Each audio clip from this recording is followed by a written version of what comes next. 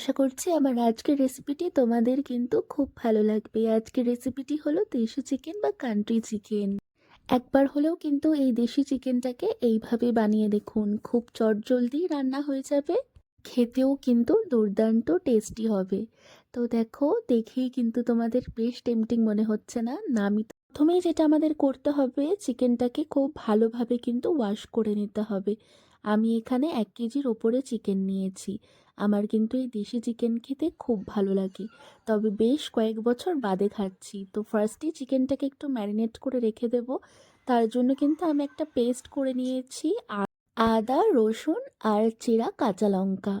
তাতে করে ফ্লেভারটাও খুব সুন্দর আসবে। তারপরে দেখো, এক এক করে আমি গুঁড়ো মশলা দিয়ে দিচ্ছি, হলুদ গুঁড়ো, লঙ্কা গুঁড়ো, নুন, আর দিয়ে দিচ্ছি কিন্তু পরিমাণ মতন একটু সর্ষের তেল, যাতে করে ফ্লেভারটা খুব সুন্দর আসবে। এখানে আমি পাতিলেবুর রস ইউজ করিনি, তোমরা চাইলে ইউজ করতে পারো। তারপরে ডুমো করে কেটে রাখা আলুগুলো একটু উষ্ণ জলে নুন আর হলুদ দিয়ে ভিজিয়ে রেখেছি, এতে করে আলুর স্টার্চটা কিন্তু বেরিয়ে যাবে। তারপরে তেল গরম হয়ে গেছে, এবার এক এক করে সেই আলুগুলোকে একটু আমি ফ্রাই করে নেব, তাতে করে ফ্লেভারটাও খুব সুন্দর আসবে চিকেনে। আর আলুর মধ্যে যে মুচমুচে ভাবটা, সেটাও কিন্তু খুব ভালো আসবে। তো বেশিক্ষণ ভাজলে হবে না, আর্ধেক ভাজতে হবে, মানে হচ্ছে 50% মতন ভেজে নিতে হবে, যাতে করে 50% সেদ্ধ হয়ে যায়, আর বাকিটা কিন্তু চিকেনের সাথে করব সেদ্ধ। তারপরে তেলের মধ্যে কিন্তু আমি কয়েকটা চিনি দিয়ে দিলাম, আর এদিকে একটু গরম মশলা দিয়ে দিলাম। ভাজা ভাজা হয়ে যাওয়ার পর কুচানো পেঁয়াজ দিয়ে দেব। পেঁয়াজগুলোকে কিন্তু একটু নুন দিয়ে ভাজবো, যাতে করে তাড়াতাড়ি সেদ্ধ হয়ে যায়। গোল্ডেন ব্রাউন অবধি ভেজে নিয়ে কিন্তু আমি এখানে কয়েকটা চেরা কাঁচা লঙ্কা ইউজ করেছি। লাল ঝোল বলে কথা, মুরগির একটু তো ঝাল হতেই হবে বলো। ঝালটা পুরোপুরি অপশনাল, তোমরা চাইলে নিজেদের মতন কিন্তু অ্যাড করতে পারো। আমরা ঝাল খেতে পছন্দ করি, তাই বলে একটু বেশি ঝাল অ্যাড করেছি। তারপরে দেখো, এই মশলার পেস্টটা কিন্তু দিয়ে দিলাম, এরপরে ভালো করে নাড়াচাড়া করে নিতে হবে।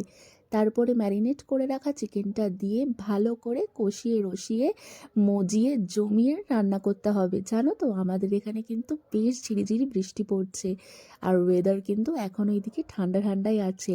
এই ঠান্ডা ঠান্ডা ওয়েদারে রাতে যদি এরকম দেশি মুরগির লাল ঝোল হয়, তাহলে কিন্তু মন্দ হয় না। তোমরা কি বলো বন্ধুরা? তারপরে দিয়ে দেবো ভেজে রাখা আলুগুলো, দিয়ে সবগুলোকে ভালোভাবে মিশিয়ে কিন্তু রান্না করতে হবে ঢাকা চাপা দিয়ে। আর এদিকে সাইডে কিন্তু আমি একটা ভাজা মশলা তৈরি করে নেব। ভাজা মশলা তৈরি করার জন্য আমি ব্যবহার করছি শুকনো লঙ্কা, ধনে গুঁড়ো, তারপরে হচ্ছে এলাচ, গোলমরিচ, মৌরি, আর হচ্ছে কাসুরি মেথি, দারচিনি, গোটা বড় এলাচ।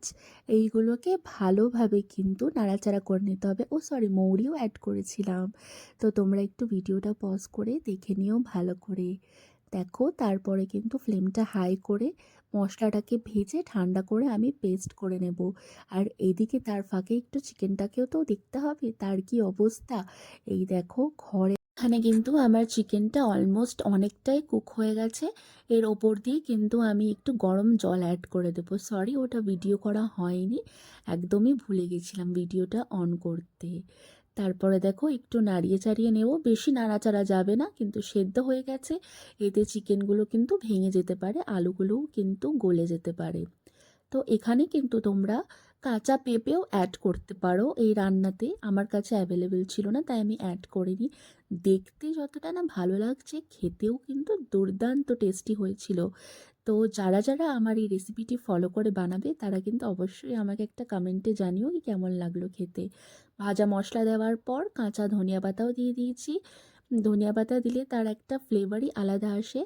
আর এই যে ভাজা মশলাটা দেওয়ার পরও কিন্তু এই টেস্টটা আরও এনহ্যান্স হয়ে গেছিলো। বেশিক্ষণ ফোটানো যাবে না, হালকা ফুটিয়ে নামিয়ে নেব, আর গরম ভাতের সাথে এটিকে সার্ভ করব। তো চলো, আমার এই রেসিপিটি কেমন লাগলো তোমরা অবশ্যই জানিও।